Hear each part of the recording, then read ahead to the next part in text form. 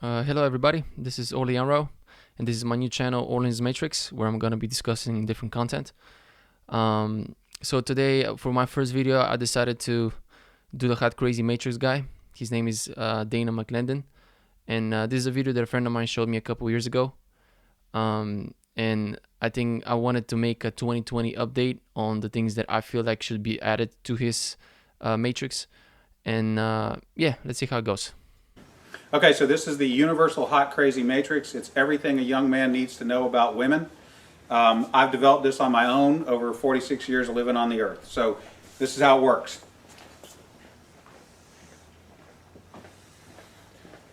You have your crazy axis This is gonna be good, I know it. and your hot axis. Hot is, as usual, measured from 0 to 10. We're all familiar with that. Crazy is measured from 4 to 10 because, of course, there's no such thing as a woman who's not at least a 4 crazy. Starting pretty So sassy. you got 4 to 10. This is your hot crazy line right here. Very important that you keep in mind where the hot crazy line is. As a rule, this is your no-go zone. We do not hang around and date and marry women who are not, at least in our mind, a 5. So this is your no-go zone. You don't go here. We just rule this out. Life is better this way. That's the way it is. All right. Above a 5 pretty reasonable. and to about an 8, and below the crazy line, this is your fun zone. You can hang out here and meet these girls and spend time with them. That's your fun zone. But keep in mind, when you're in the fun zone, you want to move out of the fun zone to a more permanent location. Okay? So that's the fun zone above a 5, hot, below an 8, hot, and below the crazy line. This means these are most of the time not crazy. Okay? Above the danger zone, above the crazy line, we have the danger zone. This is your redheads, your strippers, anyone named Tiffany. This is hairdressers. This is where your car gets keyed. You get a bunny in the pot. Your tires get slashed, and you wind up in jail.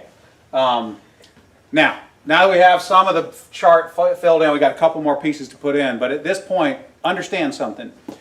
This is not a static environment. This is a situation where you have got to use this matrix over time to develop some reliable data. It's like a dope chart, okay? Because at any moment in time, any woman that you have previously located on this chart can vanish from that location and appear anywhere else on the chart. So what you have to do is, over time, collect some data. And once you have a cluster of data points, you can begin to consider that reliable.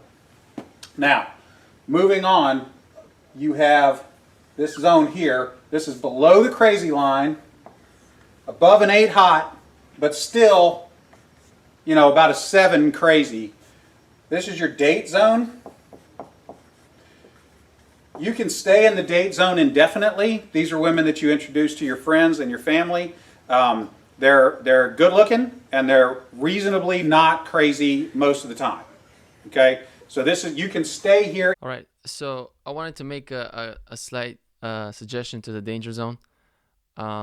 First of all, I want to make it clear he doesn't actually mean like redheads and strippers and Tiffany's and hairdressers, although usually, ironically, most of the times it's all of them combined.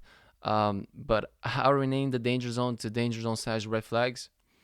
I got some notes here that I wrote down. So what is a red flag to me? I think when he says danger zone, he's actually just talking about something that's very shocking, something that really stands out a lot. So if you you can tell that this woman is crazy or whatever, that to me is the danger zone. But to me, a red flag is something that's underneath the person's character that you might not be able to see right away, or maybe you just choose not to see it. So personally, to me, a red flag would be once you get to know the person, you ask them about their past relationships. So what type of relationships they've had with, let's say, their ex-boyfriends. Were they in long-term relationships? Were they in short-term relationships? What's their relationship with their parents, friends, so on and so forth. How does she refer to all of them? Does she have a good sort of relationship with her parents, with her exes, or does she refer to them in a negative way, like it was their fault? Did she cheat on them? Did she lie to them? Did she abuse them? Stuff like this. And this, I think, is a good time to reference Amber Heard. I think you all saw that Johnny Depp audio recording that they put on the internet, where they're talking about like she's basically admitting to hitting him, and I think they said at some point that they were doing that before they got married, and I'm like, this is a big red flag. Like, I don't know what people think that once you get married, this is like the toxic behavior of people is gonna disappear and gonna turn to be better. It's not. So to me, that's a big thing. Personally, now to me, a red flag would be promiscuity and extreme feminism. Also, the way she portrays herself on social media, and I'm gonna delve into this a little bit more. Um, so the first thing, promiscuity, and I think this is kind of related to extreme feminism, because now we live in a much more sexually liberated society, and I come from a more traditional, more conservative family. So to me, sleeping with a lot of men, to me, is a negative trait, and to me, it's a red flag. So I probably wouldn't go with that. I have a rule which is sort of, I call it like the half of your age, or like less than half of your age rule. So if, let's say, a woman is 20 years old, if she slept with like 10 men, that to me is a red flag. If she's like 30, then maybe 15 or less than 15 would be normal. Like, I would honestly prefer to be less than that, but I also have to be realistic and understand that we live in a more hookup culture. So to me, that's the first thing that I would talk about. The next thing would be with the feminists, of course. When women say they're feminists, I want to also talk about the concept of equality, because if you truly say you're feminist and you believe in equality, then you also have to bring up a lot of men's rights issues and things that men want to talk about. And if they only talk about their disadvantage, but they don't acknowledge the fact that men are also very disadvantaged in society in different ways, to me, that's also a red flag. Now, the third thing and the biggest thing for me is you have to see how they appear on social media. So Facebook, Instagram, Twitter, whatever they have. I've talked with a lot of women that I've like met in person. We had pretty good conversations. But once you go on their social media and you see a lot of red flags, the way that they present themselves, they're trying to, it's sort of this very overly sexualized behavior. Also look at their followers count, look at how many likes they have, because a lot of the times what happens is women get a lot of validation on the internet, and that becomes a very entitled and very narcissistic behavior in them. So they're not gonna, they might not even realize that they're like this. But to me, that's a very big no, because they're used to seeking, validation and attention and all that stuff. And this narcissistic trait, it will be very bad for you in the long run. So to me, those are the three sort of red flags that I look for, or sort of deal breakers for me personally. Now I know a lot of men in their teens probably wouldn't understand this, and they'd be like, "Yeah, I'm just about fucking these hoes or whatever."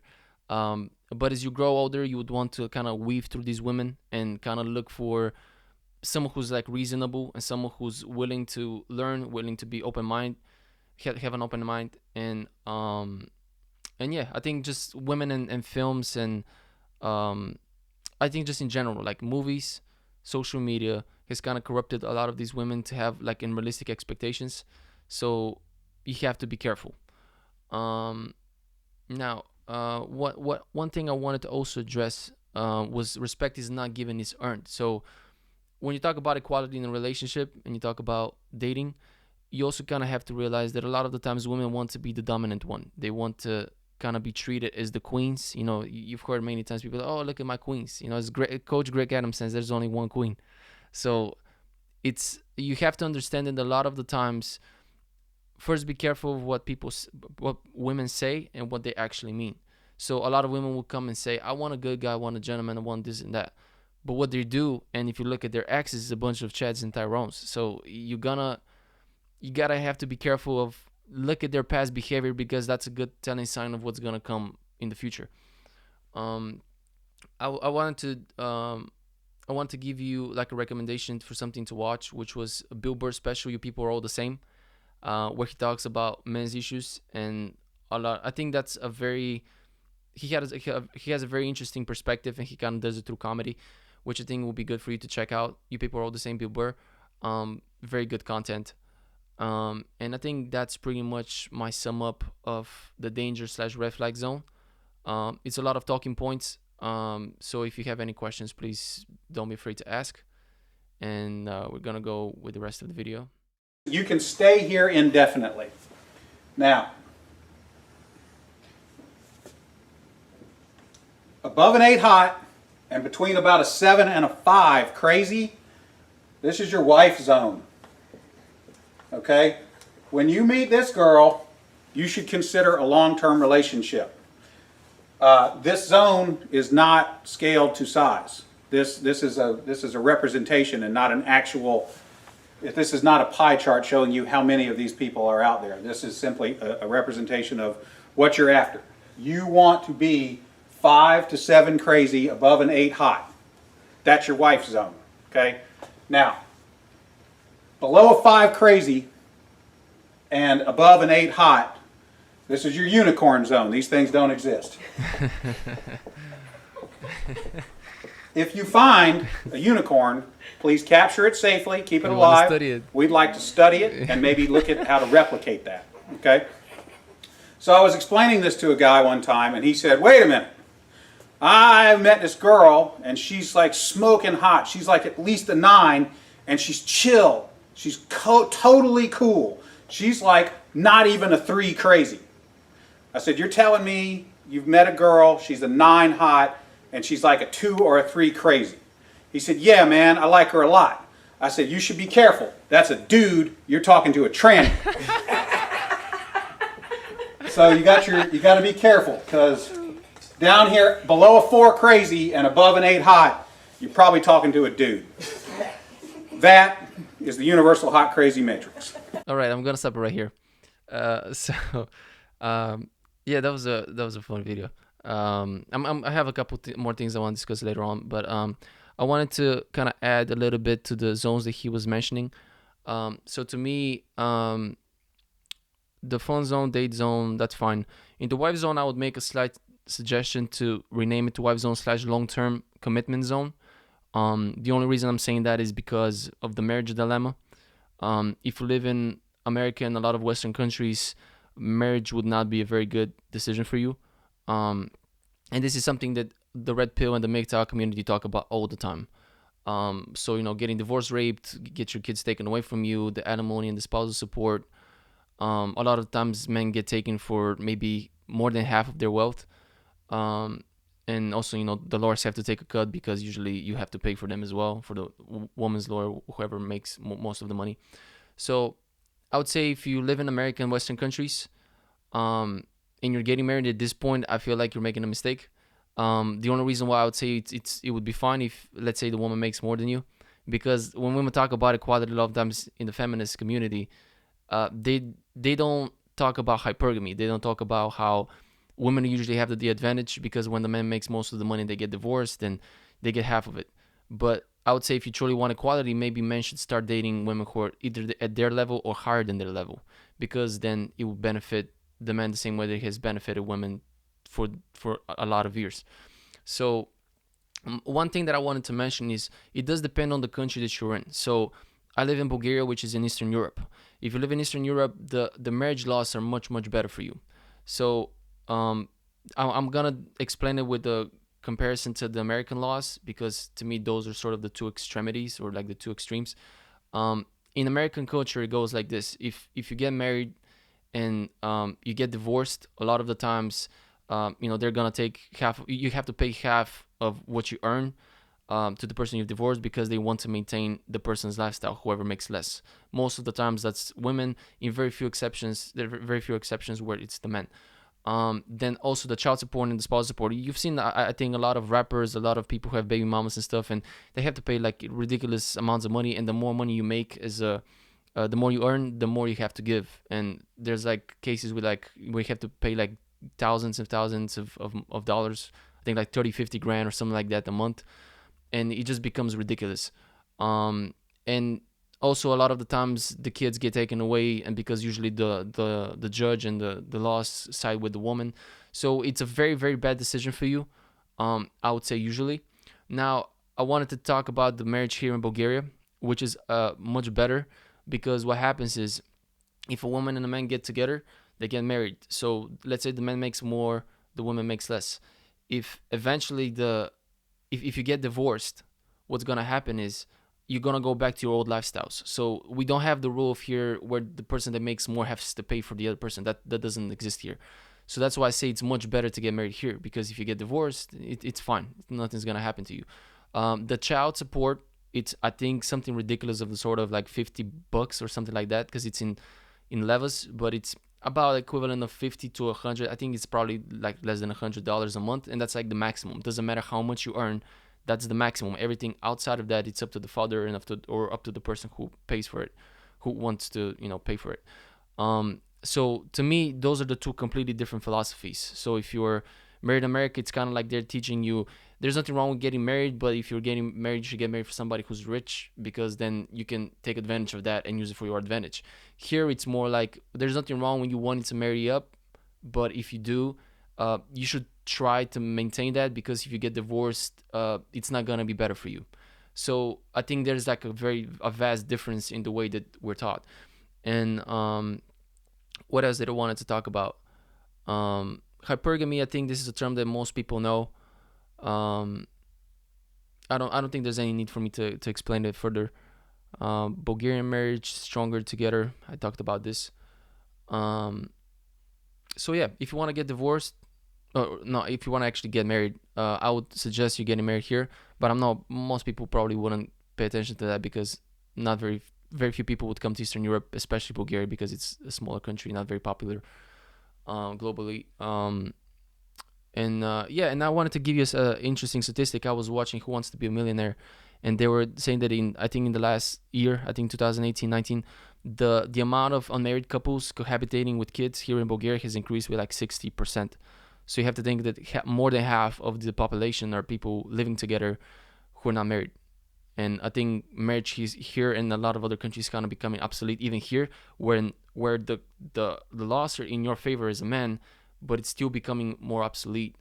And one thing I wanted to kind of discuss is that the influence here is big from American culture. So a lot of women, the same way that like I make American music, because I've been influenced by a lot of the artists, and I also lived in America for a few years. But here, a lot of the women are also very influenced by the reality stars, or like the reality housewives and all those like strippers or whatever. So to me, that kind of tells you that a lot of the times women are trying to use that same system in their favor, but here it doesn't work for them. So you can take the biggest gold digger in America and bring her here. She can try that same behavior, but it's probably not going to work, because the court here, it's not going to side with her, and she's not going to be able to take advantage of the system the same way. I think that's for the marriage, like the marriage zone / long-term relationship zone. That's the only sort of addition I'll give. Now on the unicorns, that was a funny kind of take he had. Now I think to everybody, the unicorns is a different thing. I wouldn't necessarily change the unicorn zone.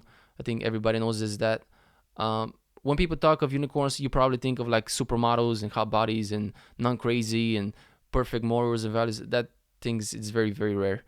And I also talked about earlier, social media and movies kind of give women very unrealistic expectations in today's society. So I would say a unicorn to me would be a woman in some very small, distant village where she has no social media, and she's determined on raising a kid, like kids and family, and understand the concepts of hard work and all that stuff, which is very, very difficult now. And again, I come from a more traditional conservative family, so that'll be just my 2 cents on it. All right, Dana, that was pretty good. Now, let me ask you, like, for the women watching, is there a male version of that? I mean, would it also be? Oh yeah, it's a little simpler. If a dude is super hot, okay. Yeah, it's a little simpler, but we can do it real quick. It doesn't take very long at all. For women, this is your matrix. You got your cute axis, and you got your money axis, okay? And if you have, there's only 3 sections. Women have a very large no-go zone. This is for dudes who are neither hot nor have a lot of money. You'll notice over here, this is the husband section. Once you cross a line and have sufficient amounts of money, it is no longer relevant how hot you are. And then women have a fun zone here where a dude is broke but hot. That is the cute versus rich matrix for women's use. There you go. Remember, your responsibility to be ready to date hot bitches never ends.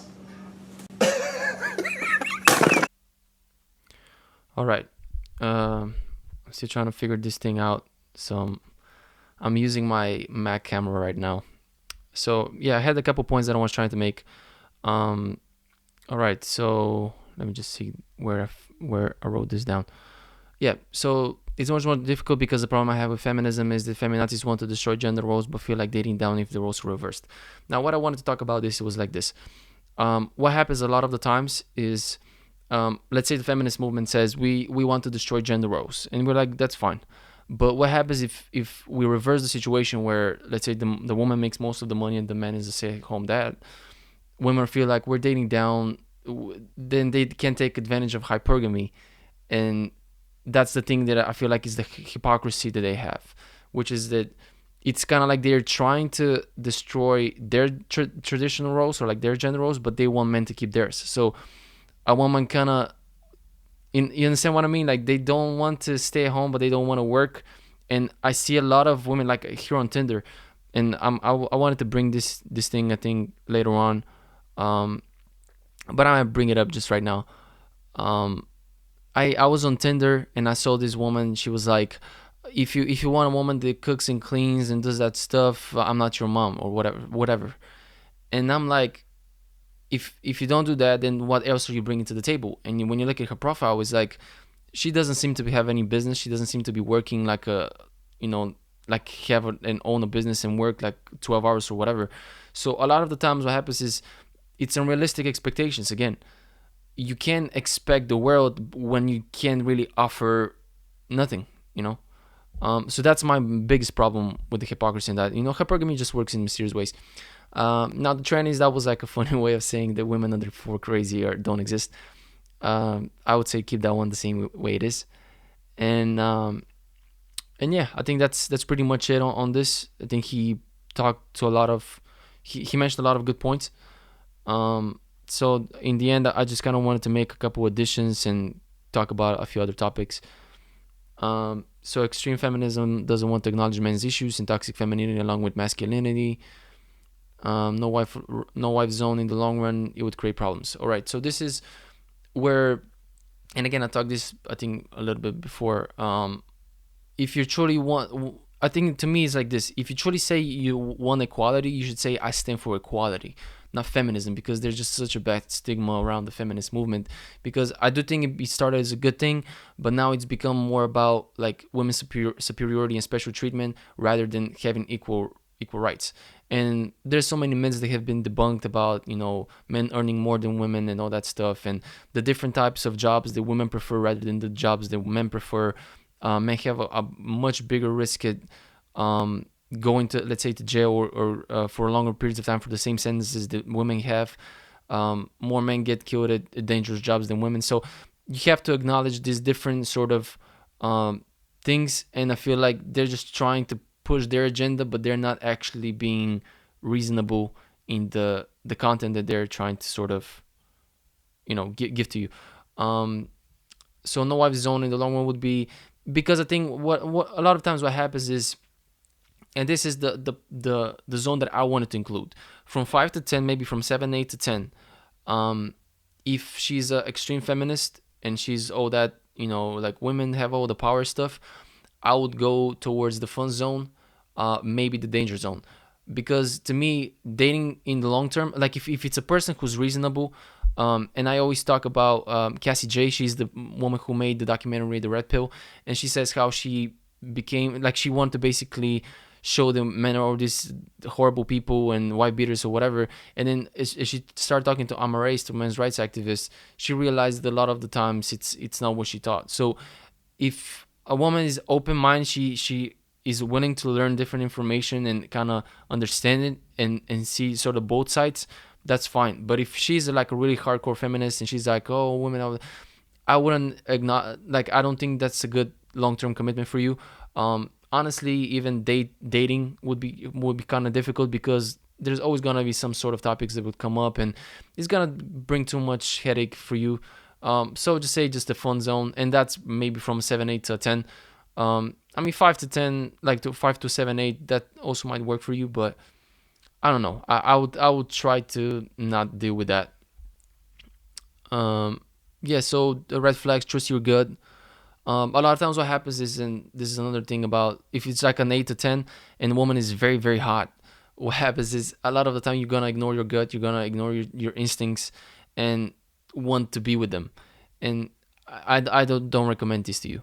Just the whole be all end all women are, philosophy is just no, don't do it. I already talked about Cassie J, the red pill talk. If she has already made up answers and counter arguments, all that stuff, not listening, whatever.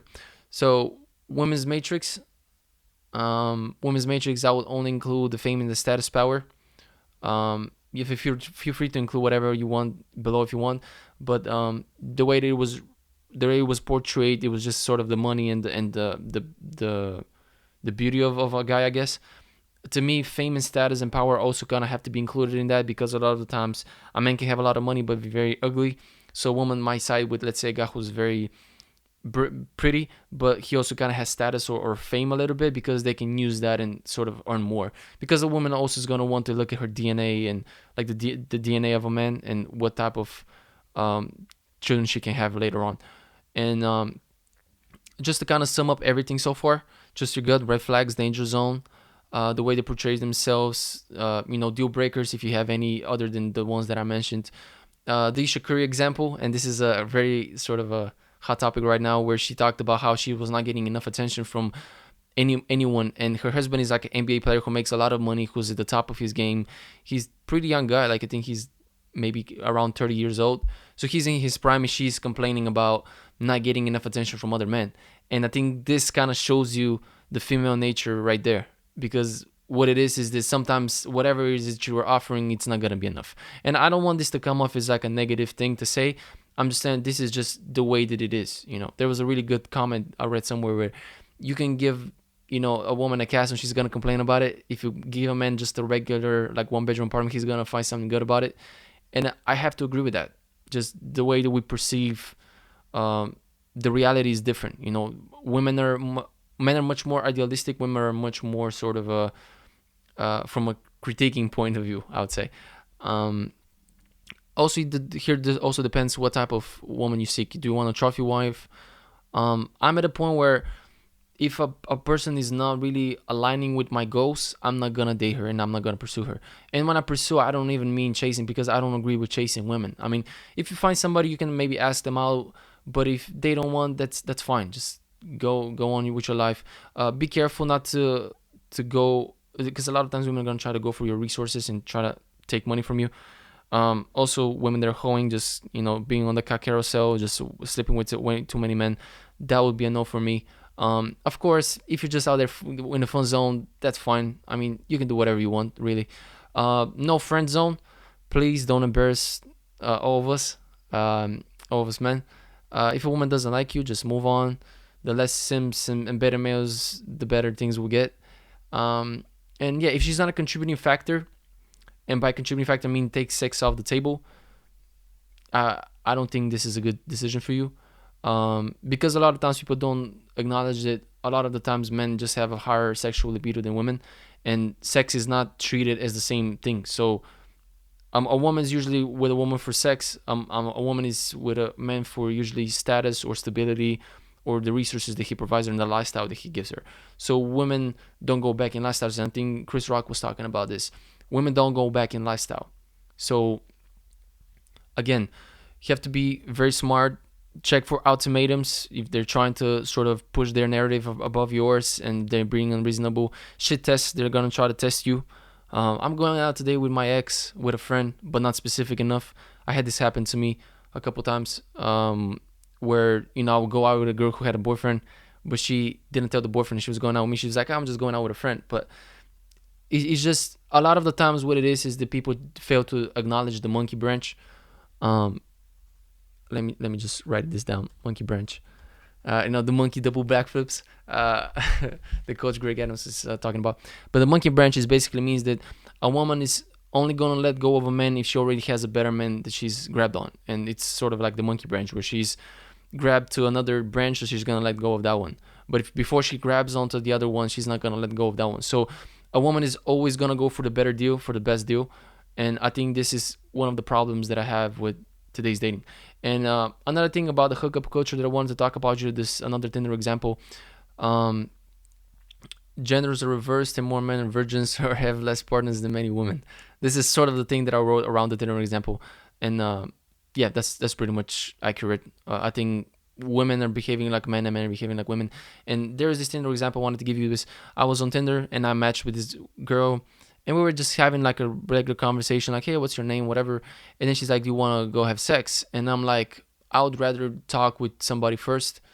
And just the concept of her wanting to hook up with me before she ever met me, that to me was, this is inappropriate to me. Like, it's just, if women have the same standard that men have, I just don't want to be a part of this dating anymore. It's just not valuable for you. I wouldn't want to be with a girl who's out there having sex with all these different men all the time, and she doesn't even. And the thing is, when I told her I wanted to meet first, she didn't even talk to me afterwards. So to me, that's a big red flag. That means that she's out there just, again, between 20 and 30, women are gonna go through their exploration phase or whatever. After 30, once they hit the wall, it becomes different. Now, of course, there's exceptions. Some women are more focused on the careers, but usually the alpha males are the 20 to 30 mark, and the beta males are over 30, maybe over 40, depending on the woman.